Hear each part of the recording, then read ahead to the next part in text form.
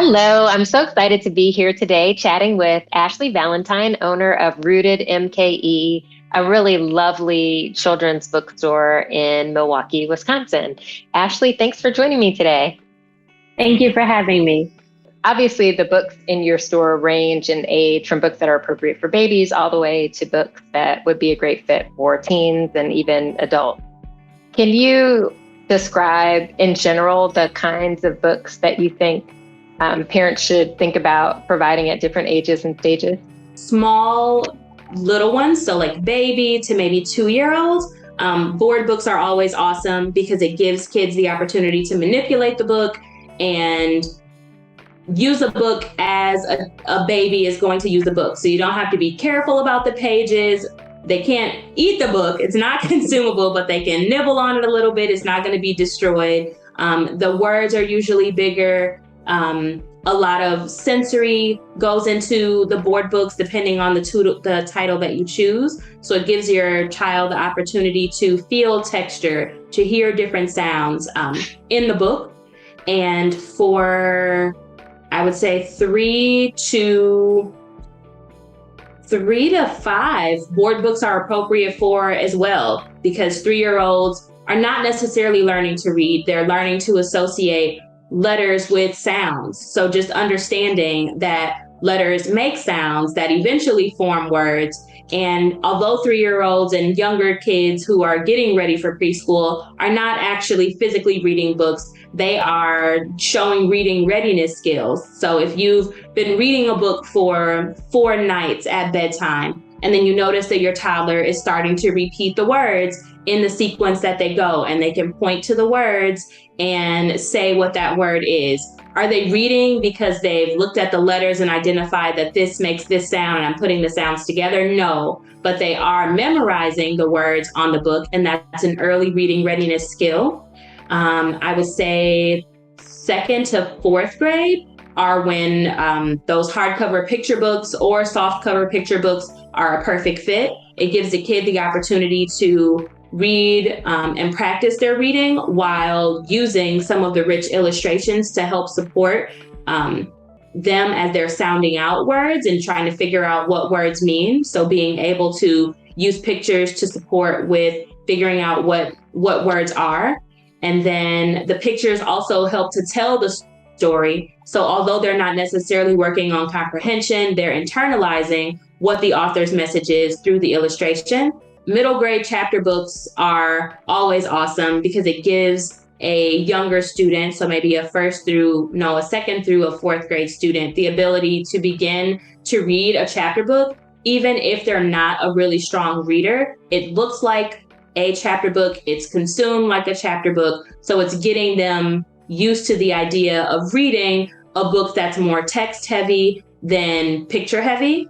Everybody loves graphic novels, at least students love graphic novels. And I think that's an awesome segue from looking at a picture book into starting to read books that are more heavy in text. Although graphic novels don't have as much text as a chapter book, it's a lot of pages, so a lot of information to consume. And it gets an early chapter book reader accustomed to looking at the information on the pages and internalizing it to receive the message, because there's not so much wording. So they have to start to make inferences around what's happening and what they think is going to happen next and making predictions, because it's providing you with pictures, but the pictures don't give you every single detail. You've got to use some of your own background knowledge to put the story together. I think at that point you get into the chapter books and you get into young adult titles, and young adult titles are perfect for reluctant teenagers or even adults. I love reading a young adult title because I feel like the commitment to reading the book is not as intense. I don't have to choose this massive book that I may or may not finish. A young adult title is typically easy to read, a leisurely read, and it still tells a beautiful story, and it's very accessible.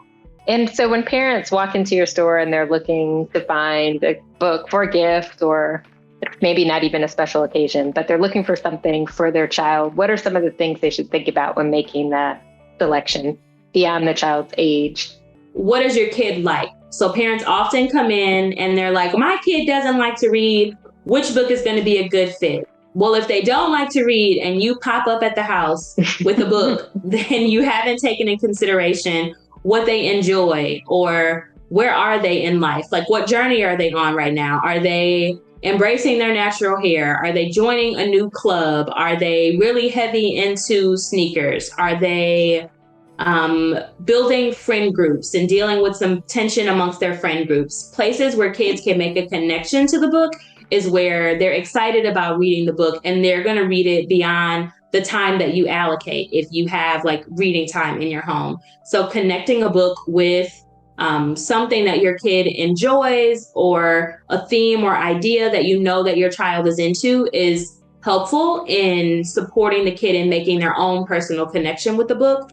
And then I would also consider not necessarily what grade they're in, but when they're reading in their leisure time, kind of what do those books look like? So how much text is on a page? And you can just pull a book that you think your kid is interested in and having the kid with you and doing a 5-finger check. So reading a book and you're counting the errors. So if there are words on the page that you don't know and you get to 5 at the end of the page, then that book is probably too difficult. The goal is to be reading books, if it's a leisurely read, with 1 to 3 errors per page, because it's a strong likelihood that you're understanding what you're reading if you're getting most of the words correct. So opening up a book, reading 1 page, and if by the end of the page you've got 5 fingers up, then that book may be too difficult. And you don't want to go by grade level because not everyone is performing to the same standards. So grade level is not an indication all the time of if a book is appropriate. That's why I like having kids come in and do a 5-finger check. If they don't feel like they're a confident reader, they can do that on their own, like sitting in the store or sitting in the window, read a book to yourself, and then they're monitoring and tracking their own fingers to be able to tell, is this book too hard for me? And if it is, then we can steer them in the direction of a book that may be easier for them to read. And that'll encourage them to want to read if it's something that they know that they can do independently. So if it's a younger child, they might be reading aloud and the parent could track the errors. Or if it's an older child that's reading silently, they kind of have to have the awareness of, oh, I hit a snag there, and raise a finger. Mm-hmm. I would say parents are just as capable of supporting kids in reading as anyone else. It doesn't necessarily look the same as what a classroom teacher is doing in a formal classroom setting, but any time that you're spending with literacy and around reading with your kid is supporting them in reading. So the level of support that a parent has to offer a kid is just as high and oftentimes more impactful than a stranger, because the kid is at home and spending time with you every day. So any encouragement that you're able to offer, any opportunity you have to celebrate your kid around reading, I think is really beneficial. And it definitely helps kids feel like, I can do this. You would be surprised how many kids go through a whole tutoring session and they're so excited about like all of the victories that have happened during the session. And they're like, can I go outside and get my mom? And then we can reread this page so my mom can see, because kids are excited for their parents to see like, hey, I can do this. And they want their parent to be involved in the victories around literacy because they may not experience that at school. So home provides another safe space just to celebrate the things that a kid can do, even if they're not performing where you think they should be. Celebrate what they can do. That is a wonderful reminder for every parent. You are a 4th grade reading teacher. Parents are often told that K through 3rd grade is learning to read, and then 4th grade and beyond is reading to learn. Can you explain to parents what should be happening in those earlier grades so that a child might be ready to read to learn? And if you even agree with that notion of 3rd grade being critical. I think in practice, that is what I've experienced as an educator. So 1st through 3rd is where kids are learning their letter sounds and blending and how to piece together the different parts of a word in order to spell words and understand what those words mean, and just be able to say the words. So definitely the learning how to make sense of the letters, because the letters then turn into individual sounds that turn into blended sounds that turn into words. Once you get to fourth grade, a lot of that foundational early reading skill development doesn't happen anymore. And it is true that you're looking at stories and you're reading stories with the expectation that the students have all of their foundational literacy skills. And now we're having conversations about what we're reading and how can we connect to the things we're reading. And we're answering literal questions about the things that the author says in the books and inferential questions. So that's when you're bringing in your own knowledge and understanding and background knowledge about the world and what's happening around you to be able to infer what the author is talking about when it's not literally spelled out in front of you on the page. And many of my students struggled in the fourth grade because when you are still learning how to read and unfamiliar with letter sounds when they're no longer in isolation, but you're putting the letter sounds together and all of these different phonemic awareness skills where you go from being able to hear sounds to manipulating sounds. If students don't have stronger foundations in those areas, you start to really see that in the fourth grade when we're no longer working on those things in literacy stations. So typically in the classroom, you're working on those things in smaller groups, either with an educator or developing the skill with an educator and going off into a small group setting and practicing those skills with your peers. So if you haven't participated or if you haven't grasped those tasks, then when we're moving to starting to have deeper conversations, you're lost and you're not able to engage in the conversation if you have not had the story read to you. So I think it gets really complicated once you get in the fourth grade if you are lacking a lot of those early literacy skills, because it's really showing and there's nowhere to hide it anymore because of the reading that's happening is the kids reading, and it's a lot less of the read alouds and more of the kids reading with their peers and doing kind of whole group reading situations. And it's harder to hide that you don't have the skill when you must have the skill to be able. It's like the barrier to entry. If you're not reading well, then you're definitely not able to answer the questions or articulate your understanding well. And so as a teacher, you experience having kids in your class who weren't there, and to use your phrasing, it was showing. And so you took your free time to try to help them build those foundational skills so they could take better advantage of all that was happening in the classroom. Yes, because there's then no more time to teach those skills because so much of the time is centered around, okay, we need to make sure that they're understanding what they're reading and able to answer the comprehension questions. So there's the time that you would be spending teaching those skills is no longer embedded in a reading class. Instead, it's time that's devoted to intervention, or you've got to find the time in some other block of time if that exists throughout the school day. Right. And then at some point in the higher grades, there isn't even a reading class or just the subject matter classes, and probably fewer people in the building once you get into middle school and high school that as teachers have the experience of knowing how to teach the foundational things. So it just gets harder and harder.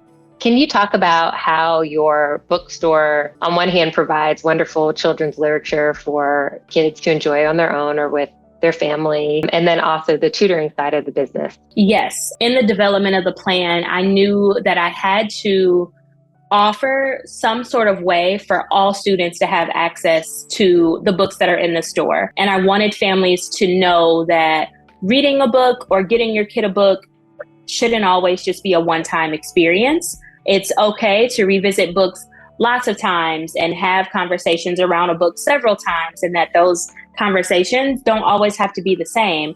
When you read a book the first time and you read a book a second time, you could take away two completely different messages or two different themes and ideas, so that the idea of revisiting a book is just as important as getting the book and reading it together for the first time. So I took all of my knowledge as a classroom teacher, knowing that all kids don't come in with all of the foundational skills needed to be strong readers. And I knew that I needed to support that through the tutoring. So we do offer a lot of one-on-one and very small groups, so up to 3 student-focused literacy support, where kids are coming in for 55-minute sessions. And we are working on the skills that we see they need support in once we do a consultation. Do you find that schools have the capabilities to provide that one-on-one and small group, or it's limited?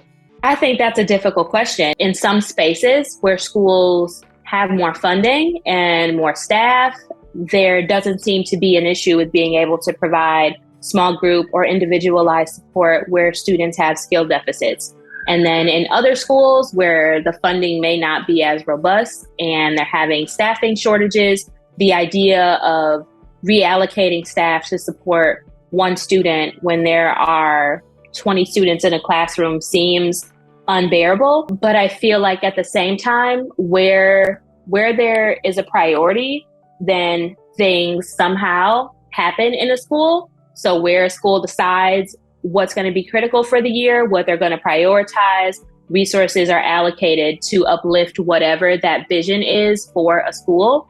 So if we were able to think more creatively about how students are getting support, and that doesn't mean just putting them in front of a warm body with a packet that says reading, and that individual not having any understanding of how to deliver high quality reading instruction to a kid, any ability that we have to get kids in front of adults who are trained and prepared to deliver the instruction is going to prove to be valuable, because we're seeing in test scores nationwide that students are struggling, Black and brown students especially, with literacy. So we have to do something different than what we're doing if we want to see true gains for those students, because whatever we're doing, it's not working if we're looking at data.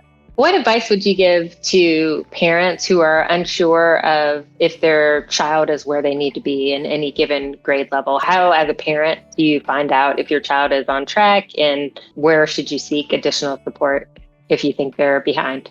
When we're looking at if students are performing where they need to be, students take standardized tests at school on a fairly frequent basis. Although that's not the end all be all, because it doesn't always capture the best of a student, depending on lots of different variables that we are not able to control. That's a starting point. If we're seeing things that are in the red, if we're seeing where national averages and norms are, and your student is very far away from what those norms are when you're looking at different charts, then I think that's an indication that your student may need some additional support. I think when you're spending time with your kids at home and you're reading together is not just an activity that's for little kids.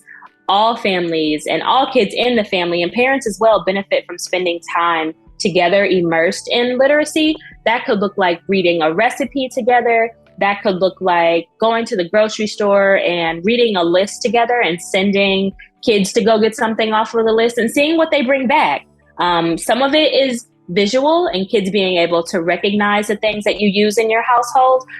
But some of it is also forcing them to read and pay attention to the sugar-free gelatin as compared to the Jell-O that has sugar. So even like small differences where kids are needing to read or process the information through reading, you can see kind of how is my kid doing with receiving this sort of information. And then how are they able to articulate their understanding? How are they comprehending what they're reading to be able to share that with me? And that could be just asking a kid, what did you do today? So even analyzing how they process things, if you notice that your kid consistently is unable to share even a small detail, or the details are out of order, then that could be something that you want to explore further. And then start to do activities at home where you're playing word games or games that have them to read something and then say something. So what I encourage parents to do is just spend time with literacy. And it doesn't have to be an additional thing that you add to your day.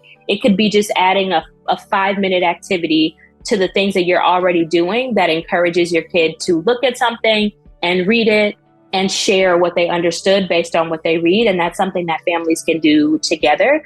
If parents are seeing that there are lots of skill deficits and they're concerned about where their student is performing, I think seeing a professional is a first step.